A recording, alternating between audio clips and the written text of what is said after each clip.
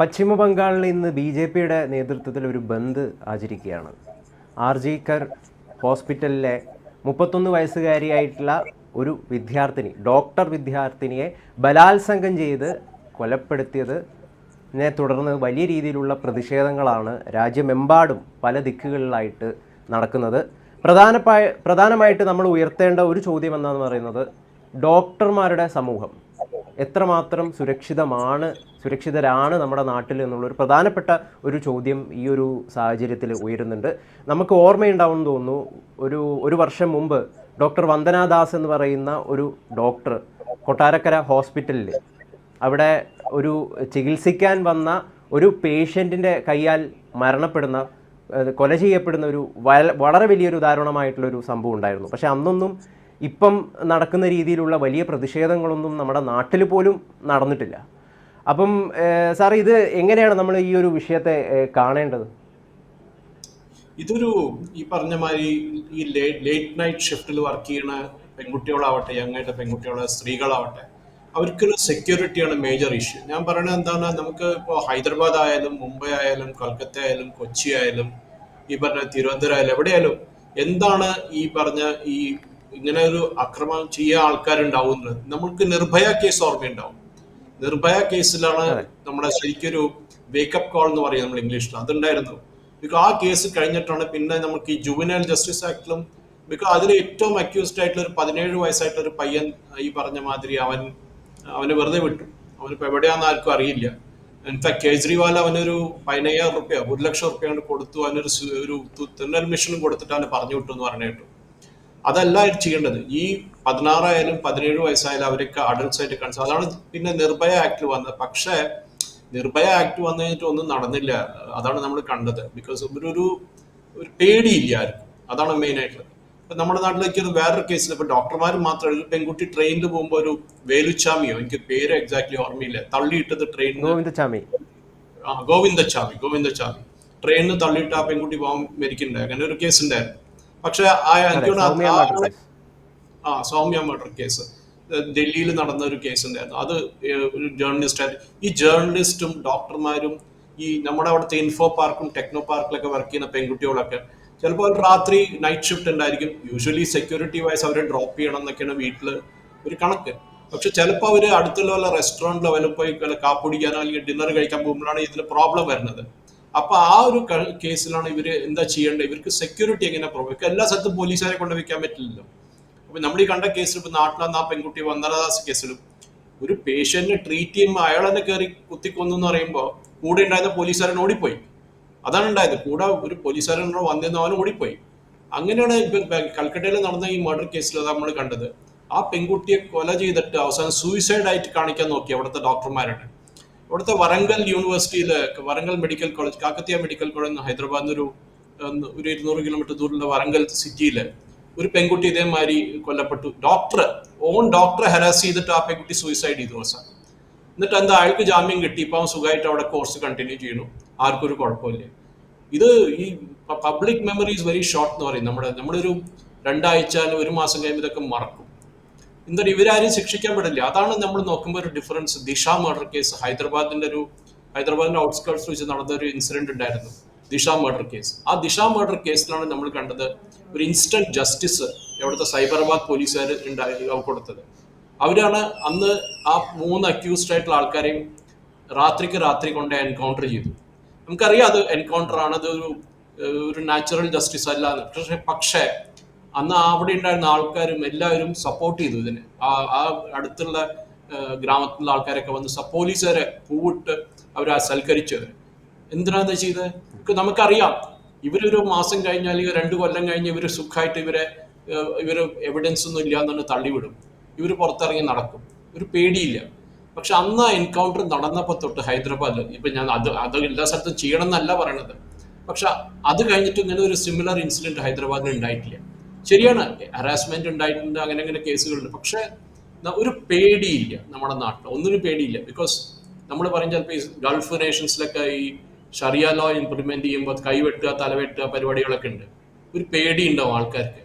പക്ഷെ നമ്മുടെ നാട്ടിൽ അവർക്കറിയാം, നല്ല 2 ലോയർമാരെ കിട്ടിക്കഴിഞ്ഞാൽ അവർക്ക് സുഖമായിട്ട് 3 കൊല്ലം കഴിഞ്ഞാൽ പെരോളും വാങ്ങിച്ച് അവർ പുറത്തിറങ്ങി നടക്കും. പോയത് ആ ഫാമിലിക്ക് പോകും, അത്രേ ഉള്ളൂ. സൗമ്യ വിശ്വനാഥനായ സൗമ്യയുടെ കേസിലായാലും ഈ പറഞ്ഞ മാതിരി വന്ദനദാസിന്റെ കേസിലായാലും ഇപ്പൊ ഈ പെൺകുട്ടിയുടെ കേസിലായാലും കൽക്കട്ടയിൽ നടന്നത്, ഈ എല്ലാത്തിലും നമ്മൾ ഒരു 4-5 മാസം കഴിയുമ്പോൾ എല്ലാം മറന്നു പോകും. പക്ഷെ എനിക്ക് തോന്നുന്നു ഈ കേസിൽ ഇനി അത് നടക്കാൻ പോകുന്നില്ല. ബിക്കോസ് ഒരു മൂവ്മെന്റ് ബിൽഡപ്പ് ചെയ്തിട്ടുണ്ട് ഇപ്പോൾ. എങ്ങനെയെങ്കിലും ജസ്റ്റിസ് ആ കുട്ടിക്ക് കിട്ടണം എന്നുള്ള ഒരു ഇതുണ്ട്. അപ്പൊ അങ്ങനെ നോക്കുമ്പോഴാണ് നമ്മൾ ചോദിക്കേണ്ട പ്രശ്നം, നാട്ടില് കേരളത്തിലെ പെൺകുട്ടികൾക്ക് ഈ പറഞ്ഞ മാതിരി രാത്രി അവിടെ ഇറങ്ങി നടക്കാൻ പറ്റും, 1 മണി 2 മണിക്ക് ജോലി കഴിഞ്ഞ് തിരിച്ച് വണ്ടി ഓടിച്ച് പോകാൻ പറ്റും. അപ്പൊ ഞാൻ ഹൈദരാബാദിലെ ഇഷ്യൂ ഇല്ല കേട്ടോ.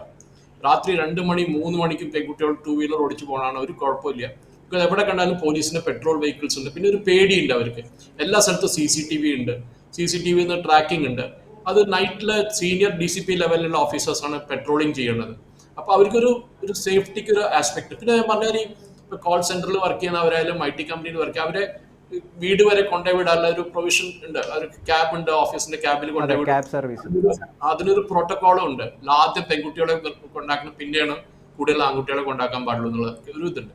പക്ഷെ നമ്മൾ നോക്കേണ്ട ഒരു ഓഡിറ്റ് വേണം. കേരളത്തിലുള്ള അവിടെ വർക്ക് ചെയ്യുന്ന പെൺകുട്ടികളുടെ അടുത്ത് ചോദിക്കണം, നിങ്ങളുടെ സേഫ്റ്റി നിങ്ങൾക്ക് പേടിയുണ്ടോ, അതോ എന്തെങ്കിലും നിങ്ങൾക്ക് വേണം ചെയ്യണമെന്ന് അവിടുത്തെ പോലീസുകാർ വേണം ചെയ്യാൻ. അല്ലാണ്ട് ഇത് ഒരു ഇൻസിഡന്റ് നടന്നു കഴിഞ്ഞിട്ട് പിന്നെ ഞങ്ങൾ അത് ചെയ്യാൻ പോകണം ഇത് ചെയ്യാൻ പോകണം എന്നിട്ട് ഒന്നും നടക്കില്ല. കേരളത്തിൽ ഫസ്റ്റ് ഓഫ് ഓൾ നമുക്ക് ചോദിക്കട്ടെ, ഇൻഫോ പാർക്കിലും ടെക്നോ പാർക്കിലും ബാക്കിയുള്ള ഏരിയയിലൊക്കെ എത്ര CCTV വർക്ക് ചെയ്യുന്നുണ്ട്?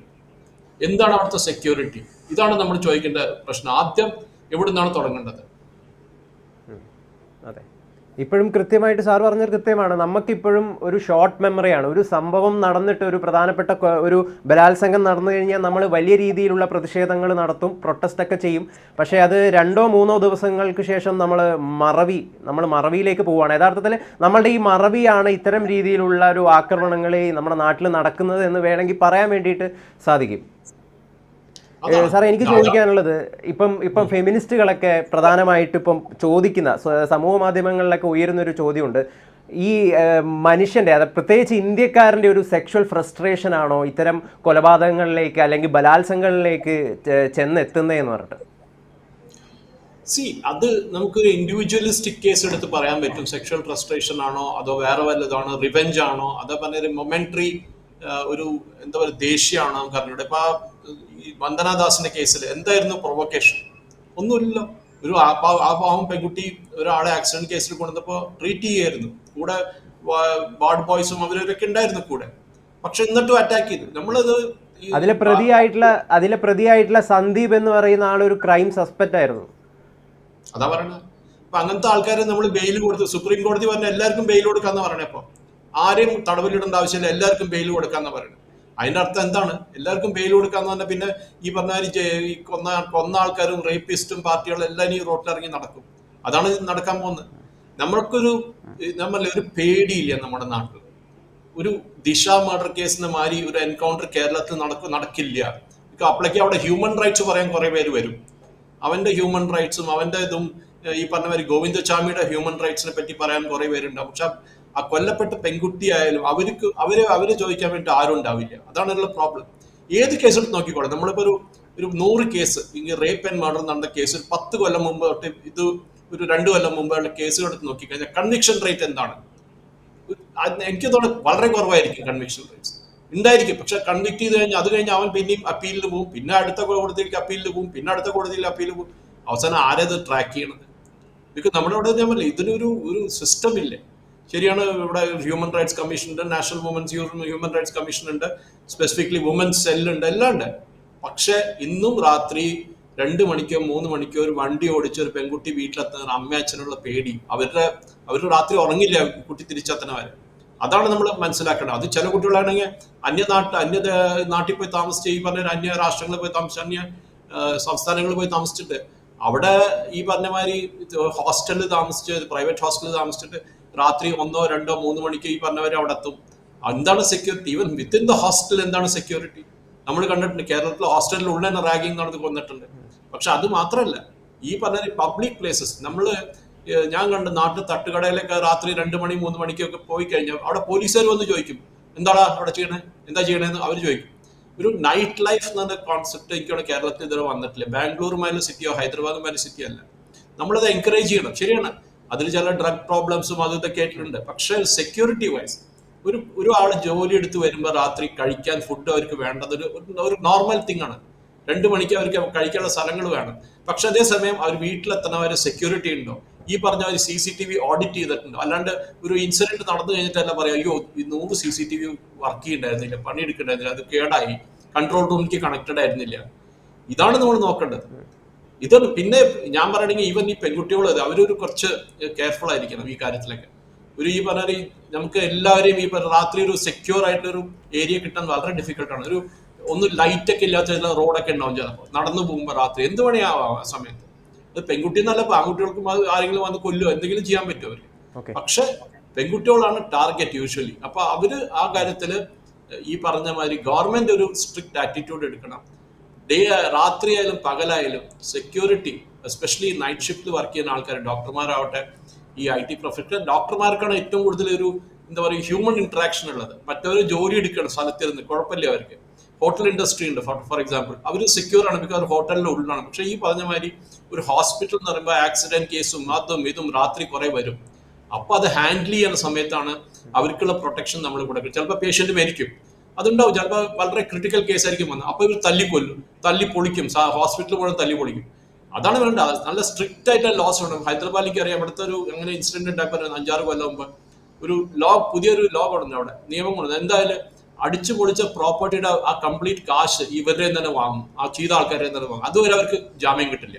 അതാണ് ചെയ്യേണ്ടത്. ഒരു പേടി വേണം. നമ്മുടെ നാട്ടിലെ പേടിയില്ല. ആ പേടി വരുത്തേണ്ടത് ഇപ്പോ അവിടുത്തെ DGPയും അവിടുത്തെ ഹോം മിനിസ്റ്ററും നമ്മുടെ മുഖ്യമന്ത്രി തന്നെയാണല്ലോ ഹോം മിനിസ്റ്റർ, ഇവരെല്ലാം കൂടി ഇരുന്ന് ഈ ഹോസ്പിറ്റൽസും എല്ലാവരെയും വിളിച്ചിരുത്തി ഒരു complete full proof system security ഉണ്ടാക്കണം.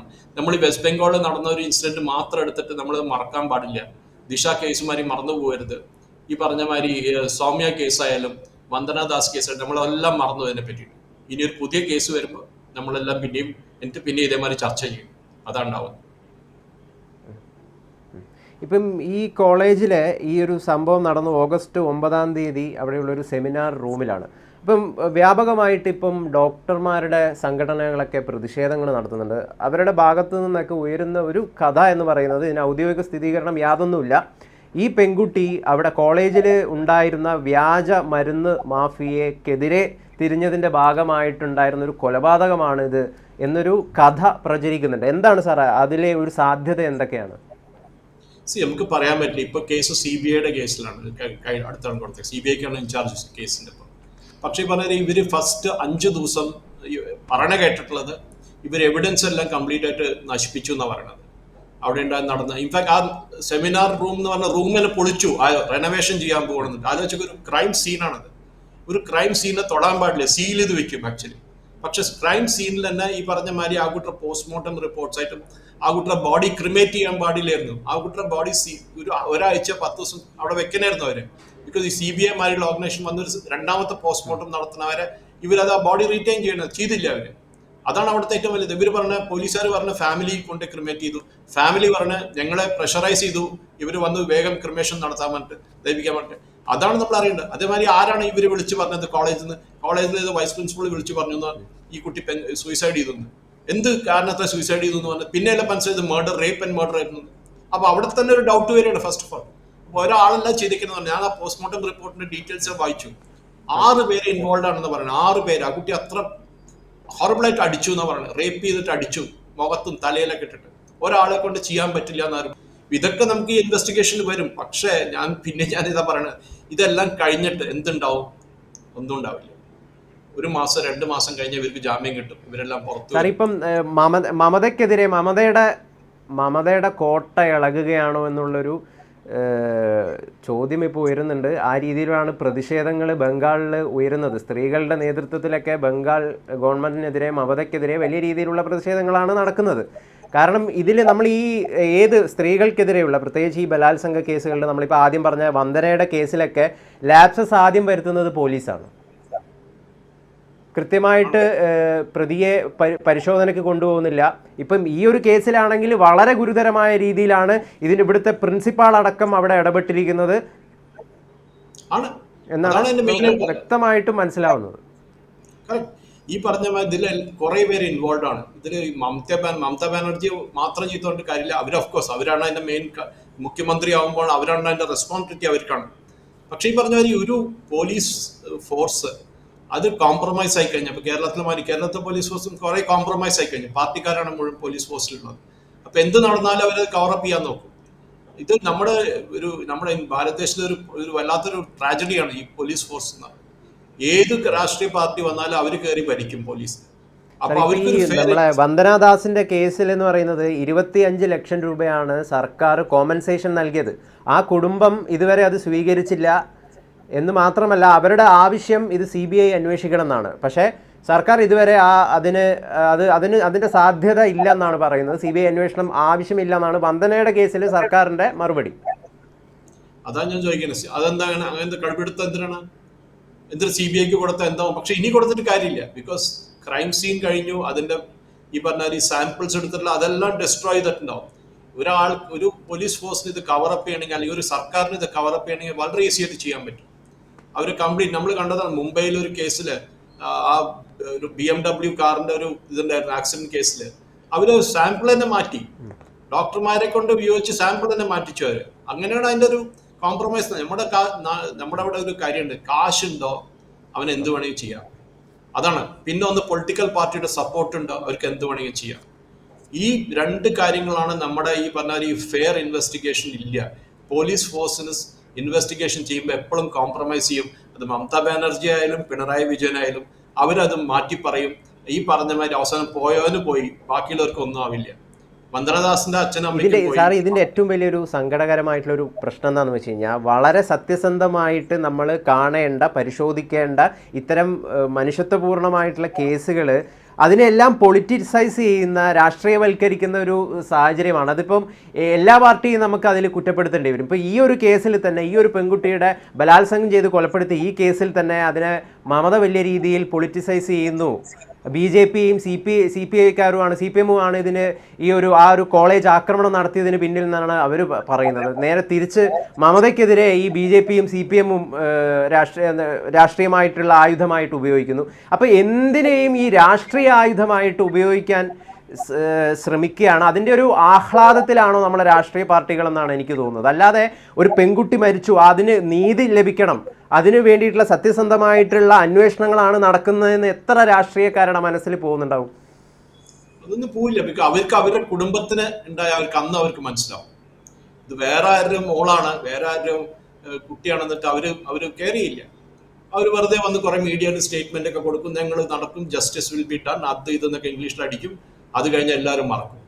ഇത് നമ്പറില്ല. ഇതാണ് പ്രോബ്ലം. ഈ പറഞ്ഞ 25 ലക്ഷം കൊടുത്ത് അവരെ കേസ് അടക്കാൻ നോക്കുക, അത് പറ്റില്ല, സമ്മതിക്കരുത്. അത് വന്ദനാദാസിന്റെ കുടുംബത്തിന് ആ കാശിന് അത്ര അത്യാവശ്യം ഉണ്ടാവില്ല. പക്ഷെ ഈ പറഞ്ഞ പോലെ നമ്മൾ വാളയാർ കേസ് കണ്ടിരുന്നു. വാളയാർ കേസ് എന്താ ഇപ്പൊ, എവിടെ എത്തി വാളയാർ കേസ്? നമ്മൾ ആ ചോദിക്കേണ്ടത്. ഇതാണ് നമുക്ക് ഇൻവെസ്റ്റിഗേഷൻ കോംപ്രമൈസ് ചെയ്യും ആദ്യം തന്നെ. പിന്നെ അവിടുന്ന് ഒരു 10 കൊല്ലം കഴിയുമ്പോഴാണ് മനസ്സിലാവുക ഈ കേസിനെ ഡിസ്മിസ് ചെയ്തു പോയി, എവിഡൻസ് ഒന്നും ഇല്ല, പോലീസുകാർ ശരിക്കും ഇൻവെസ്റ്റിഗേറ്റ് ചെയ്തില്ല. എല്ലാം CBIക്ക് കൊടുത്താൽ നേരെ ആവണമെന്നില്ല. CBI തന്നെ ഓവർ സ്ട്രെച്ച്ഡ് ആണ്. അവർക്ക് എല്ലാ ചെറിയ ചെറിയ കേസ് അവരിൽ കൊടുത്ത് ഞാൻ പറ്റില്ല. ഇവിടുത്തെ പോലീസ് ഫോഴ്സ് എന്താണ് ചെയ്യണത് അത് നമ്മൾ അറിയേണ്ടത്. അത് നമ്മൾ അറിയുന്ന വരെ ഇതാണ് കുഴപ്പം. ഇത് നടന്നുകൊണ്ടിരിക്കും. പോലീസ് ഫോഴ്സിനെ കോംപ്രമൈസ് ചെയ്ത് കഴിഞ്ഞാൽ ഇതാണ് നടക്കുക. മമതാ ബാനർജി ഇപ്പൊ CPMകാരെ പറയും, CPMകാർ ബന്ദ് വയ്ക്കും, അതിൽ BJP എടുത്ത് ചാടും. പക്ഷെ ഇത് പൊളിറ്റിക്കലൈസ് ചെയ്യേണ്ടതല്ല. Law and order state subject ആണ്. BJP ആയാലും എവിടെ നടന്നാലും അതിനെ ആ പൊളിറ്റിക്കൽ പാർട്ടി പൊളിറ്റിക്കലൈസ് ചെയ്യരുത്. ഈ പറഞ്ഞ മാതിരി നടന്ന ഇൻസിഡന്റിനെ ഇൻവെസ്റ്റിഗേറ്റ് ചെയ്ത് പ്രോസിക്യൂട്ട് ചെയ്യണം വേണ്ടത്. അത് നടക്കുന്നില്ല. അതാണ് എൻ്റെ ഏറ്റവും വലിയൊരു കംപ്ലൈന്റ്. നമ്മളത് മറക്കുകയാണ്. അത് കഴിയുമ്പോൾ ഇത് നടക്കണം. ഇനി എവിടുന്ന് ഒരു പുതിയ ലോ, ഈ നിർഭയ ലോ ഓൾറെഡി ഉണ്ട് നമ്മുടെ അടുത്ത്, എന്നിട്ടും നിർഭയ ഈ പുതിയ ചട്ടം കൊണ്ടുവന്നിട്ട് നമുക്ക് അതിലൊരു മാറ്റവും കാണാനില്ല. ഒരു ആറ്റിറ്റ്യൂഡ് മാറും. ഞാൻ പറഞ്ഞ ഈ ദിശ മർഡർ കേസിൽ ആ പോലീസുകാർ കൊന്ന 3 പേർക്ക് ഇവിടുത്തെ ഒരു സുപ്രീം കോടതി ഒരു കമ്മിറ്റി അപ്പോയിന്റ് ചെയ്തു. എന്നിട്ട് അവര് കോമ്പൻസേഷൻ കൊടുക്കണം എന്നാ പറയുന്നത്. ഏത് ആ കുട്ടിയെ റേപ്പ് ചെയ്ത് കൊന്ന ആൾക്കാരുടെ ഫാമിലിക്ക് കാശ് കൊടുക്കണം എന്നിപ്പോ സുപ്രീം കോടതി പറയാണ്. ആലോചിച്ചു, എന്ത് നീതിയാണ് അവിടെ ഉള്ളത്? എന്ത് ന്യായമാണ് അവിടെ ഉള്ളത്? ഒരു പെൺകുട്ടിയെ ബലാത്സംഗം ചെയ്ത് കൊന്ന ആൾക്കാര് 3 പേര് പോലീസുകാർ കൊന്നു, ശരി, പക്ഷെ കാശ് കൊടുക്കണം എന്ന് പറയണം. ഇപ്പൊ അവർക്ക് കോമ്പൻസേഷൻ കൊടുക്കണം എന്ന് ഫാമിലി ക്ലെയിം ചെയ്ത് കോടതി റെഡിയാണ് കൊടുക്കാനത്. ഗവൺമെന്റ് അടുത്ത് പറയും നിങ്ങൾ ആ പോലീസുകാരെല്ലാം പ്രോസിക്യൂട്ട് ചെയ്യുക, അവർക്ക് കോമ്പൻസേഷൻ കൊടുക്കണം. എവിടെ ഈ പെൺകുട്ടിയുടെ കേസ് ആരും ആർഗ്യൂ ചെയ്യും? അതാണ് ഞാൻ ചോദിക്കാനുള്ളത്. ആ കുട്ടിക്ക് ആ നീതി കിട്ടിയോ? ഇല്ല. അതാണ് നമ്മൾ അറിയേണ്ടത്. നമ്മുടെ ഈ സ്ത്രീകൾ ഇങ്ങനെ നാടെങ്ങും എപ്പോഴും വേട്ടയാടപ്പെടുകയാണ്.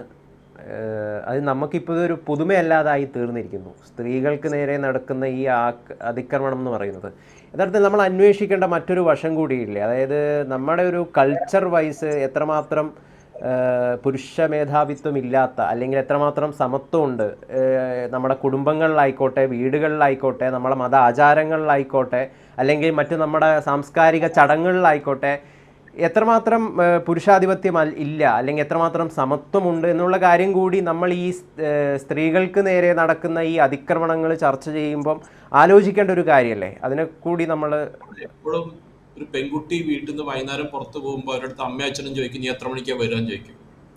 ഒരു ആൺകുട്ടിയുടെ അടുത്ത് ചോദിക്കും അത് ഇല്ലല്ലോ. നമ്മൾ ആദ്യം അവരെ പഠിപ്പിച്ച് മനസ്സിലാക്കണം. അച്ഛനമ്മമാര് അവരൊരു കുട്ടിയോടെ, ആൺകുട്ടിയോടെ സ്പെഷ്യൽ അവരെ പറഞ്ഞ് മനസ്സിലാക്കണം. പിന്നെ ചില കേസിൽ പറയുമ്പോൾ നിങ്ങൾ ഡ്രസ് ചെയ്ത കാരണം നിങ്ങളുടെ നേരെ ഇങ്ങനെ അറ്റാക്ക് ഉണ്ടായിരുന്നു, അതാണോ? ഈ ചില സ്ത്രീകളൊക്കെ സാരി കൊടുത്ത് പോകണം, ബുർക്കയിട്ട് പോകണം, സ്ത്രീകളെ റേപ്പ് ഉണ്ടായിട്ടുണ്ട്. അപ്പൊ അതെന്ത് പറയും? ഇത് ഓരോ എക്സ്ക്യൂസ് ഉണ്ടാക്കുകയാണ്. ഞാൻ പറയും ഈ ഒരു മെയിൽ ഡോമിനേറ്റഡ് സൊസൈറ്റിയിൽ ഇതാണ്. പെൺകുട്ടികൾ സ്ത്രീകളെ കണ്ടു കഴിഞ്ഞാൽ അവരുടെ അച്ഛനമ്മമാരുടെ ഉള്ളിലെത്തി അവർക്കറിയാം പെൺകുട്ടി വീട്ടിലേക്ക് തിരിച്ചു വരുന്നവരാ രാത്രി. ഇതാണ് അതിൻ്റെ ഒരു ഏറ്റവും വലിയ ടെൻഷൻ ഇപ്പോൾ നമ്മുടെ സൊസൈറ്റി. യു പിയിൽ നോക്കും, യു പി അങ്ങനത്തെ ഒരു കംപ്ലീറ്റ് ലോലെസ് സ്റ്റേറ്റ് ആയിരുന്നു ഒരു 10 കൊല്ലം മുമ്പ്. പെൺകുട്ടിയോട് വൈകുന്നേരം 6-6:30 കഴിഞ്ഞാൽ വീട്ടിൽ നിന്ന് പുറത്തേക്ക് ഇറങ്ങില്ലേ, അറിയാം? അങ്ങനത്തെ കേസാണ്. ഇപ്പൊ നോക്ക് എന്ത് പറ്റി. ഇപ്പൊ ഓരോ പോലീസ് സ്റ്റേഷനിൽ പറഞ്ഞേക്കാം നിങ്ങളുടെ അണ്ടറിൽ വല്ല കേസ് വന്നു കഴിഞ്ഞാൽ നിങ്ങളുടെ ജോലി ഉണ്ടാവില്ല. ആ പേടി വേണം പോലീസുകാർക്ക്. നിങ്ങളുടെ ജോലി ഉണ്ട്, നിങ്ങളുടെ കേസ് വല്ല റേപ്പോ മർഡർ നടന്നു കഴിഞ്ഞാൽ ദെൻ നിങ്ങൾ ശിക്ഷിക്കപ്പെടും ഇതില്. അങ്ങനെ ഒരു പേടി വരണം. അത് ടോപ്പ് ലെവൽ വരെ വരണം. കോൺസ്റ്റബിളിൽ നിർത്തിയിട്ട് കാര്യമില്ല. DCP ലെവലിലായാലും പിന്നെ ആ സ്റ്റേറ്റിൽ അവിടെ IG ലെവലിലായാലും അവര് ഇത് പറഞ്ഞ മാതിരി കംപ്ലീറ്റ് ഈ ചെക്കിങ് ആവട്ടെ, രാത്രി ചെക്കിങ് ചെയ്യലും, ഈ പെട്രോളിങ് ചെയ്യലും, CCTV ചെക്ക് ചെയ്യലും, ഇതൊക്കെ വേണ്ടതാണ്. അതൊക്കെ പക്ഷേ ഈ പറഞ്ഞ മാതിരി ഒരു മെയിൽ ഡോമിനേറ്റഡ് സൊസൈറ്റിയിൽ ഇതൊരു പറഞ്ഞ മാതിരി ഒരു പ്രോബ്ലം ഉണ്ട്. ഇതില്ലാന്ന് നമുക്ക് സമ്മതിക്കാൻ പറ്റില്ല. ഇൻഫാക്ട് ഈ ഡിസ്കഷൻ നമ്മൾ 2 ആണുങ്ങളെ കൂടി വർത്താനം പറയാം. ആക്ച്വലി സ്ത്രീകൾ ചെയ്യേണ്ട ഒരു ഡിസ്കഷനാണ് ഇത്. അവരും ചെയ്യണം. ആക്ച്വലി അവിടെ തന്നെ ഒരു ഇതുണ്ട്, ഡൈക്കോട്ടമി ഉണ്ട് ഇതിന്. പക്ഷെ ഈ പറഞ്ഞ മാതിരി നമ്മളെപ്പോലുള്ള പുരുഷന്മാര് തന്നെ പുരുഷാധിപത്യത്തിനെതിരെ സംസാരിക്കണം ആണ്. ഞാനതന്നെ പറഞ്ഞ വേണം. പെൺകുട്ടികൾ ഇപ്പൊ ഏത് ഇതിലെ ഇല്ലാത്ത പറയാം, ഏത് റോളിലാണ് അവരില്ലാത്തത്? അവര് ഫൈറ്റർ എയർക്രാഫ്റ്റ് ഫ്ലൈ ചെയ്യുന്നുണ്ട്, ഹെലികോപ്റ്റർ ഫ്ലൈ ചെയ്യുന്നുണ്ട്, ബസ് ഓടിക്കുന്നുണ്ട്, ലോറി ഓടിക്കുന്നുണ്ട്. എന്താ ഇതിലില്ലാത്തവര്? അപ്പൊ അവര് ഈ പറഞ്ഞ മാതിരി വീട്ടിൽ നിന്ന് പുറത്തിറങ്ങി, പണ്ടത്തെ ഒരു 10-30 കൊല്ലത്തെ ലോകമല്ല ഇപ്പോഴത്തെ ലോകം, മാറി. അപ്പൊ അവര് എഡ്യൂക്കേറ്റഡ് ആയിട്ടുള്ള അവർ ഓരോ സ്ഥലത്ത് പോയി താമസിച്ച് അവിടെ വർക്ക് ചെയ്ത്, ഇതാണ് അവരുടെ റോള്. അന്യ സംസ്ഥാനത്ത് പോകും, ബാംഗ്ലൂരോ ഹൈദരാബാദോ ചെന്നൈ മാൽ സിറ്റി പോയി താമസിക്കും. അച്ഛനമ്മമാർക്ക് അപ്പോഴും പേടിയുണ്ട്, അവിടെ എന്താ നടക്കുക അവർക്ക് പേടിയുണ്ട്. ഇപ്പം മക്കളെ വിളിക്കും വൈകുന്നേരം ആകുമ്പോൾ എങ്ങനെയുണ്ട് സുഖമാണോ എല്ലാം ചോദിച്ചിട്ട്. പക്ഷെ ഈ പറഞ്ഞ മാതിരി അവരുടെ ഉള്ളിലൊരു തീ ഉണ്ട് എപ്പോഴും. ഈ പറഞ്ഞ കല്യാണം കഴിച്ചു വിടുന്നവരെ ടെൻഷൻ ഉണ്ടാവും അവർക്ക്. അത് കഴിഞ്ഞാൽ വേറൊരാളുടെ മേലെ ടെൻഷൻ. ഒരു കാര്യം ചോദ്യം, നമ്മുടെ എന്തുകൊണ്ടാണ് നമ്മളെ ഭാഗത്തുനിന്ന് ഇത്തരം ചോദ്യങ്ങൾ ഉണ്ടാവുന്നതെന്ന് അറിയില്ല. നിരന്തരം ഒരു സ്ത്രീ റേപ്പ് ചെയ്യപ്പെടുമ്പം അല്ലെങ്കിൽ ബലാത്സംഗം ചെയ്യപ്പെടുമ്പം ആളുകൾ ഈ സോഷ്യൽ മീഡിയയിലൊക്കെ ഉയർത്തുന്നൊരു ചോദ്യമുണ്ട്, അത് നിൻ്റെ ഡ്രസ്സാണ്, നീ ഇട്ട ഉടുപ്പിൻ്റെ അളവ് കുറഞ്ഞതാണ് റേപ്പിലേക്ക് നയിച്ചത് എന്നുള്ളത്. ഇത്തരം ചിന്തകൾ ഈ ഒരു സംസ്കാരം അടിച്ചേൽപ്പിച്ചതാണോ, അല്ലെങ്കിൽ എന്താണ് ഇത്തരം ചിന്തകൾ വരാനുള്ളൊരു കാരണം? ഞാൻ ആ പോയിന്റ് ഇതിനു മുമ്പ് പറഞ്ഞിരുന്നു, 5 മിനിറ്റ് മുമ്പ്. ഈ ഡ്രസ്സിങ് അല്ല അതിന്റെ റീസൺ. ഡ്രസ്സിങ് ആണെങ്കിൽ വേറെ ഈ കുറെ ഗ്രാമത്തിൽ നടക്കുന്ന റേപ്പ് എങ്ങനെയാണ് നടക്കുന്നത്, ഗ്രാമങ്ങളിൽ നടക്കുന്നത്, അത് കാരണമാണ്. അവിടെ അവര് ചെറിയ ഡ്രസ് ഇട്ടുന്ന മിനിസ്കേർട്ട് നടക്കുന്ന ഡ്രസ്സിങ് അല്ല ഇതിന്റെ. ഈ പ്രോബ്ലം എന്താണെന്ന് ആക്സെപ്റ്റബിലിറ്റി ഇല്ല. അതാണ് ഏറ്റവും വലിയ പ്രോബ്ലം. നമ്മുടെ അവിടെ ഒരു മോഡേൺ കൾച്ചറിൽ ഒരു പെൺകുട്ടി മോഡേൺ ഡ്രസ് ഇട്ട് നടക്കുമ്പോൾ കോമന്റ് അടിക്കാൻ കുറെ പേര് കോഴിമാരുണ്ടാവും, അവിടെ കൂവാളന്മാരുണ്ടാവും കുറെ. അവരാണ് ഈ കയറി ചെയ്യണത്. അതൊക്കെ ഇതാദ്യം നിർത്തണം. ഈ കോമന്റ് അടിയും ഈ പറഞ്ഞ അത് കോളേജ് ലെവലിൽ തുടങ്ങേണ്ടത്. ചില മോഡലുകൾ കാണാം നമ്മൾ. കുട്ടികൾ പറഞ്ഞു, ഇപ്പോൾ ഞാൻ അതിനെപ്പറ്റി ഒരു ഡിബേറ്റ് വേറെ ചാനൽ ചെയ്യുന്നു, അവിടെയുണ്ട്. അവർ ഹരാസ് ചെയ്യും. മോളിൽ പോയി കഴിഞ്ഞാൽ അവിടെ കൂക്ക് കുടിക്കുന്ന പരിപാടി ഉണ്ടാവും, അത് വേറെ പരിപാടികൾ ഉണ്ടാവും, കോമന്റ് അടിക്കുന്ന പരിപാടികൾ ഉണ്ടാവും. ഇതാണ് ഒരു ഫൈനൽ ലീഡപ്പാണ് ഈ റേപ്പിലേക്ക് എത്തുന്നത്. ഒരു ഫ്രസ്ട്രേഷൻ എത്തുമ്പോൾ, ഒരു ലെവലിൽ എത്തുമ്പോൾ നടക്കുന്നത്. ബിക്കോസ് അവരുടെ വിചാരം പെൺകുട്ടി ഹെൽപ്ലെസ് ആണ്, പെൺകുട്ടിക്കൊന്നും ചെയ്യാൻ പറ്റില്ല, റെസിസ്റ്റ് ചെയ്യാൻ പറ്റില്ല. ബിക്കോസ് എപ്പോഴും റേപ്പ് അറ്റംപ്റ്റ് നടന്നു കഴിഞ്ഞാൽ ആ ഓണസ് ആ കുട്ടി സർവൈവ് ചെയ്തെന്ന് വെച്ചോളൂ. ആ കുട്ടി ഇന്ന് പുറത്ത് കടന്ന കൊല്ലാണ്ട് എങ്ങനെയെങ്കിലും പുറത്ത് കടന്നു വെച്ച് കഴിഞ്ഞാൽ ആ കുട്ടി ജീവിതം കഴിഞ്ഞു അവിടുന്ന്. ബിക്കോസ് പുറത്തെ പേര് പറഞ്ഞു കഴിഞ്ഞാൽ കഴിഞ്ഞു. പിന്നെ അവിടുന്ന് അതാണ് പേര് പറയാണ്ടിരിക്കുന്നത്. ഞാൻ ഈ കേസിൽ ആ കുട്ടിയുടെ പേര് പറഞ്ഞിട്ടില്ല. അതാണ് വേണ്ടത്. നമ്മളൊരു പ്രൊട്ടക്ഷൻ, നിർഭയ ലോ കൊണ്ടുവന്നു എല്ലാം ചെയ്തു, പക്ഷെ അത് കഴിഞ്ഞിട്ട് എന്തുണ്ടായി, അതാണ് നമ്മൾ ചോദിക്കേണ്ടത്. വീണ്ടും അത്തരത്തിൽ നിരവധി നിർഭയകൾ ഉണ്ടായിക്കൊണ്ടിരിക്കുകയാണ്.